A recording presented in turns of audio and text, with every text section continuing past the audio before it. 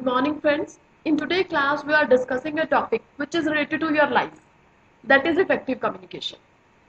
According to US report, there's 70% of business mistake due to poor communication.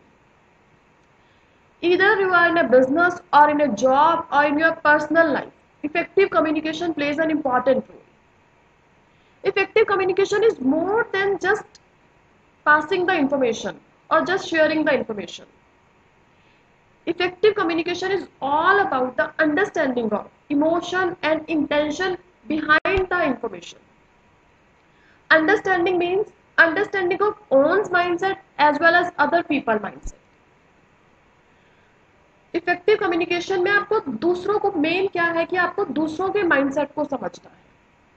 यहाँ पे if we talk about in our life, क्या होता है आपके relationship में, कई बार क्या होता है कि आप मुझे समझते ही नहीं हो, आप मुझे नहीं समझते.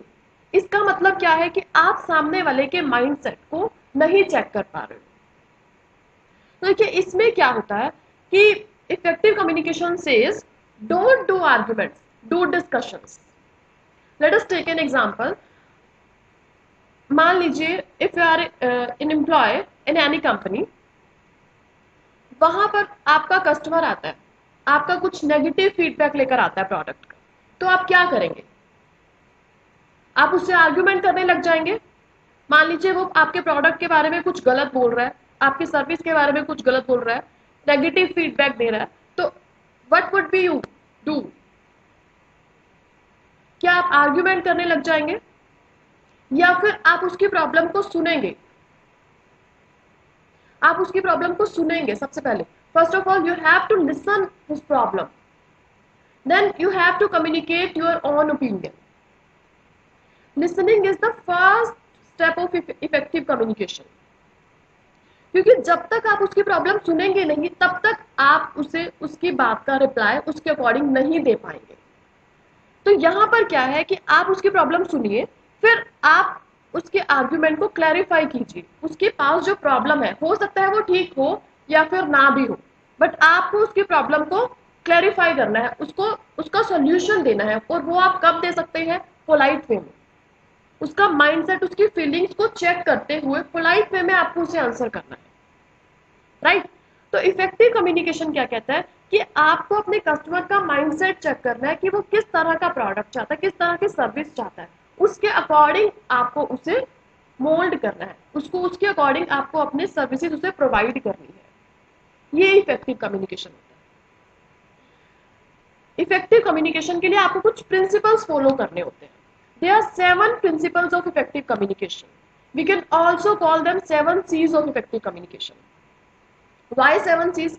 Because all the 7 words starts from letter C. Fine.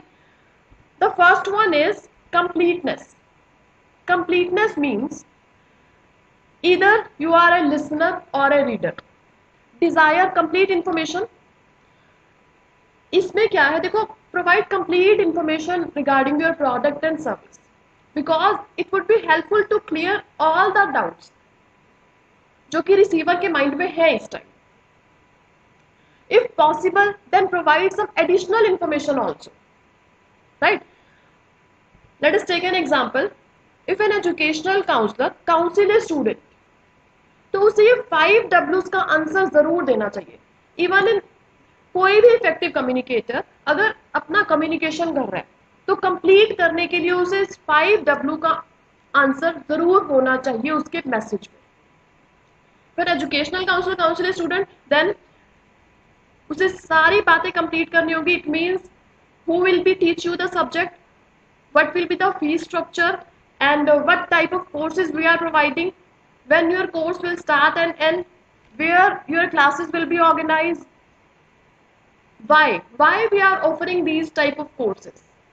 In additional information, you can also say that we are providing one-to-one doubt session, and we also provide you test series, online mock test. We also provide your test related to your monthly basis, and you can also pay the fees in installments. So first of all, you have to check the mindset of the customer, then complete information. Fine. The next one is conciseness. Conciseness means convey your message in fewest possible words, because no one have time to listen your lengthy stories. Conciseness means no repetition, use only relevant material. Only relevant material means कि जो चीज आपसे मांगी गई है सिर्फ आप वही प्रोवाइड कराइए.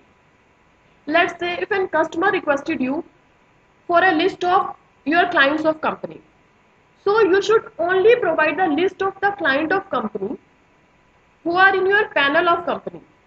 No need to provide the complete detail regarding the business of clients. Right?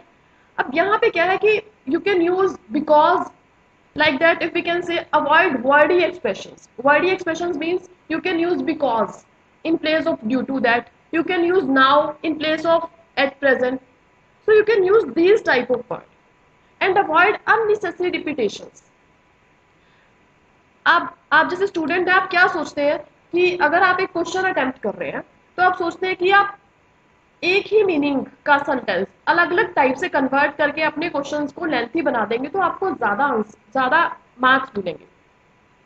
But that's not true. यहाँ पे क्या होता है, देखो, इफेक्टिव कम्युनिकेशन मीन्स कि आपके बात करने का तरीका क्या है. आपका जो आप बात कर रहे हैं वो सेम टॉपिक पे बार बार तो बात नहीं कर रहे, तो कस्टमर आपको क्या बोलेगा, कुछ एक्स्ट्रा इन्फॉर्मेशन दो, कुछ एक्स्ट्रा फीचर बताओ, कुछ अपने प्रोडक्ट के बारे में और बताओ. बॉस क्या बोलेगा आपको, और क्या काम किया, ये पॉइंट आपने मुझे बता दिया, इसके बाद आपने क्या किया. तो आप अननेसेसरी रिपीटेशंस को अवॉइड करें. The next one is consideration. Consideration means consider the mindset of customers, consider the mindset of receiver. क्योंकि जितना ज्यादा आप फील करेंगे सामने वाले को, उतना ही आप उससे कनेक्ट हो पाएंगे, उतना ही आप उससे इफेक्टिव कम्युनिकेशन कर पाएंगे. Focus on you instead of I and we. यहाँ पे आपको उसका माइंडसेट, मतलब कस्टमर चाहता क्या है, उसके माइंड में क्या चल रहा है, जब तक आप इन क्वेश्चन के आंसर नहीं पता चलेंगे आपको, तब तक आप अपनी बात इफेक्टिव वे में नहीं रख पाएंगे. For example, if your seminar is in any state like that Punjab, so you can use some Punjabi words. It will create some personal touch with in sender and receiver. So जहां पे भी आप हैं, कोशिश करें जिस तरह का आपका रिसीवर्स का बैकग्राउंड है, जिस तरह का उनका एजुकेशन लेवल है, उसी तरह से उन्हें कम्युनिकेट करें, तभी सामने वाला उतना इंटरेस्ट से आपकी बात को सुन पाएगा. तो सबसे पहले जब भी आप कम्युनिकेशन कर रहे हैं, सामने वाले के बारे में स्टडी करें, उसके बाद आप अपना कम्युनिकेशन स्टार्ट करें. The next one is concreteness. Concreteness means being particular और clear rather than fuzzy and general. यहाँ पे आपको देखना है कि मतलब your communication will be based on facts and figures. जितना आपका कम्युनिकेशन फैक्ट्स एंड फिगर पर बेस्ड होगा, उतना ही ज्यादा आपका कॉन्फिडेंस भी इंप्रूव होगा, क्योंकि आपका सारा जो भी कम्युनिकेशन है वो डेटा के ऊपर बेस्ड है. और उतनी ही आपकी गुडविल भी इंक्रीज होगी, क्योंकि आपका एक अप्रोप्रिएट लेवल होगा कम्युनिकेशन का. अब यहाँ पे अगर हम एग्जाम्पल की बात करें, तो अगर जैसे एक स्टेटमेंट है आपकी, student GMAT scores are higher. अब इसकी जगह पर आप यूज कर सकते हैं 1996 the GMAT score average is 600, by 1997 they had risen to 610.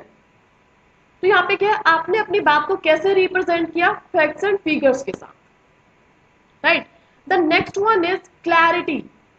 Clarity means clear your message.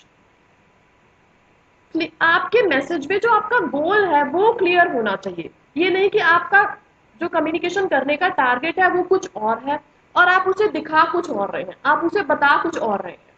Clarity means clear होना चाहिए, ताकि सामने वाला रिसीवर उसे अच्छे से कॉम्प्रिहेंड कर पाए, उसे समराइज कर पाए. Use concise, concrete and precise words. Appropriate and exact language. Right. The next one is courtesy. Courtesy means the respect of receiver. जितना ज्यादा आप सामने वाले की, रिसीवर की रिस्पेक्ट करेंगे, उतना ही ज्यादा आप इफेक्टिव कम्युनिकेशन कर पाएंगे. Either he'll be your senior or he'll be your junior. Respect और पोलाइटनेस होनी चाहिए आपके कम्युनिकेशन में. क्योंकि यहाँ पर क्या है, देखिए, अगर आप एक आर्टिफिशियल कम्युनिकेशन करते हैं, एक रिस्पेक्ट नहीं है आपके माइंड में, एक आर्टिफिशियल कम्युनिकेशन कर रहे हैं, तो सामने वाला बहुत जल्दी आपको जज कर लेता है। तो यहाँ पे क्या, जितना ज्यादा आपके माइंड में रिस्पेक्ट होगी, एक पोलाइटनेस होगी रिसीवर के लिए, उतना ही आप इफेक्टिवली कम्युनिकेट कर पाएंगे। The next one is correctness. Correctness means using correct grammar, using correct punctuations, and जो भी आप डेटा एंड फैक्ट्स यूज कर रहे हैं दैट वुड बी अप्रोप्रिएट, बिल्कुल करेक्ट होने चाहिए वो।